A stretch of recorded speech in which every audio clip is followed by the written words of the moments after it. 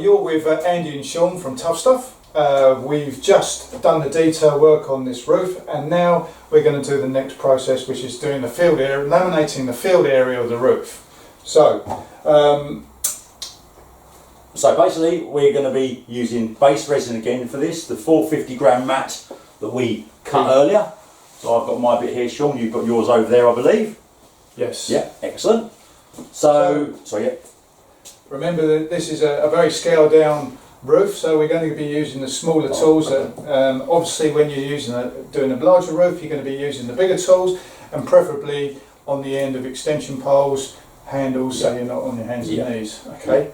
Andy, I think we checked the temperature, so we're using the same catalyst ratios. Well, look at that, it's still 16 degrees. Brilliant. So here we have our resin already done. The roof is already cured, so we've just made sure that it's nice and dry, there's no contamination on there, all nicely swept off, and we're ready to go. So tools are ready. So at 16 degrees we're going to be using the same catalyst ratio as before. Yeah. So that was 2%. Yeah. So 2%, it's 20 ml. I'm going to squeeze my bottle. Oh look, that's nice and quiet. Well, that one's quiet. So into the catalyst, into the resin, pardon me, into the resin, give it a good stir, just as we did before. So we apply this at a ratio of 1.2 litres per metre, okay, and we've actually scientifically worked that out at 9 dunks in the bucket. And that's using the 7-inch roller, Sean, isn't it? Obviously that relates to a larger roof, so on here it doesn't really compute, but we're going to show you the basic what we're actually going to do. Yeah, no worries. So I'll saturate my sleeve again like I did last time. And ideally, if you lay your roll out, so you're only wetting out the area that you're going to be laying, because you don't want to be walking in the actual. So what we say is 3 dunks onto your deck, okay, to wet out the surface of your laminate. Quite loaded rollers.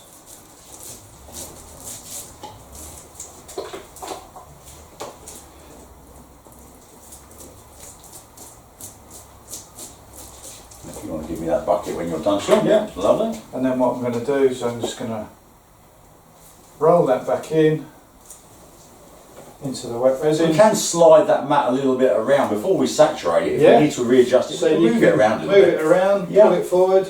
So get that first metre nicely started, and then we're going to work in strips over the top. So what we tend to do is land in the middle of our run and do a line. So it's basically pushing the resin equally both ways, isn't it? So I'm pushing half the roller that way, half the, and these are in metre strips. I'd see a lot of people pouring it on and they get really saturated and they've got to spread it from there. Well, I see people do this. I think if you work methodically across that width of that matting, like so. It's consistency then, isn't it? I can see where I've laid and where I haven't. Yeah. So it's nice and consistent. And you can see already that mat's starting to turn the bluey green from the resin, isn't it? Yeah. So there we go. So it's 3 under and it should be 6 over. Yeah. Beautiful, look at that. So at this stage now, absolutely. I'll come in and I'll start consolidating it. Again, I'm using a nice bit of pressure, but not too fast because we don't want it to spray. And it doesn't really matter which way I go, depends on how we're working. I might be standing to the side of you and we can almost see those tram lines coming back up through. I would say, Sean, we've got a nice amount of resin on there. Yeah. So and as you can see, we're seeing this binder break down. And the laminate's starting to go nice and clear. And the paddle rollers getting rid of any pinholing. So once you've gone over the whole lot once, you can go back and do any small details. And obviously Andy, with the paddle roller, is keeping an eye out for any areas that have not got enough resin on. Got a little one there, but to be honest, Sean, because we've got enough elsewhere, I've actually been able to bring that in just with my paddle roller. That's nicely saturated. So it doesn't matter really which way we go.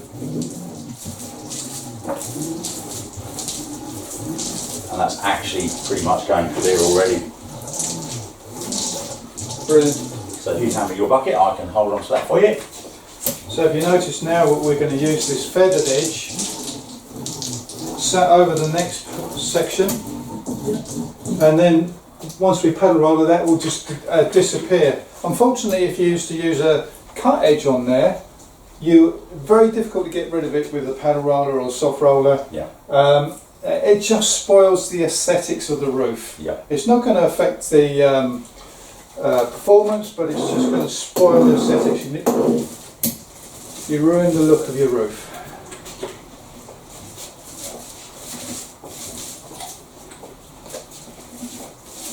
Again, if you've noticed that we're changing colour, so we know the catalyst is doing its job. Might just need a little bit more on that back edge, Sean, as you come round.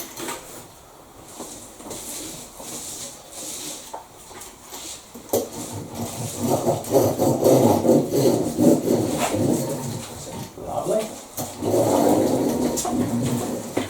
So it's always important not to go too fast with that paddle roller, because we don't want to spray it.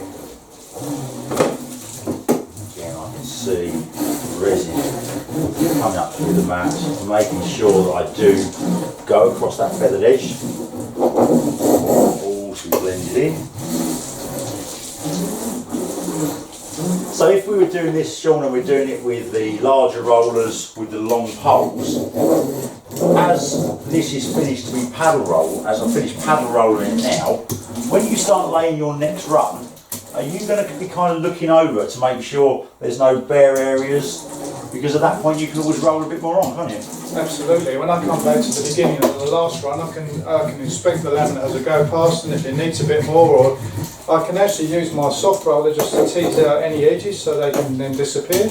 Can I have the roller there, Sean, just a little bit more? Don't always get that opportunity. It really depends how quickly your resin's curing. So there we go. There we go. Very quick. Give that 10 to 15 minutes now, and that will be waterproof. So this is our waterproofing layer, basically, isn't it? Once this is down, yes, and we know that we've got no pinholing, we've used the correct amount of material, that's the waterproofing. That is right, and these layers are the engine room of the roof. These are the waterproofing layers, and they have to be right before we apply any top coats. Any defects, any issues with this layer has to be put right before the top coat goes on. So any pinholing area, anything. So can you see any pinholes, Sean? I don't think we've got any. No. That's absolutely spot on. Yeah, there we go. So literally, as we finished, you've got your bucket there with your resin in that you'll either use up. That's it. That's it all done. And then my paddle roller, I'm basically going to have a bucket. I'm going to put some acetone in it, and literally we can then start to clean that paddle roller out. We don't want to be buying these every time, so we look after these. So what I'm going to do now, I'll release the screw on the actual sleeve, drop the sleeve into my old resin, and that will all cure together. I can actually use that to aid the cleaning out of the bucket. Yeah. So put the screw back in, and then I'll put this handle into the acetone, new sleeve on. So we use the acetone to clean all our tools because we know that it does break down the resin, and then it can break it down even if you've left one out, can't you? You can retrieve it. It is quite tough, but yeah. You definitely can. And then I think what we might be able to see, if we're at the right time, we've left the roller sleeve in that bucket, and if we are at the right time, we've peeled out that, so the bottom of our bucket's clean. We've just got to wait for those sides to go off a little bit more, and that bucket's ready to use again. Well, okay, Andy, I think that's a good job done. Yeah, I think that's pretty good. So that's our laminating, our waterproofing complete. Yes. We're going to go through top coating with you next episode. So we'll see you soon. See you next.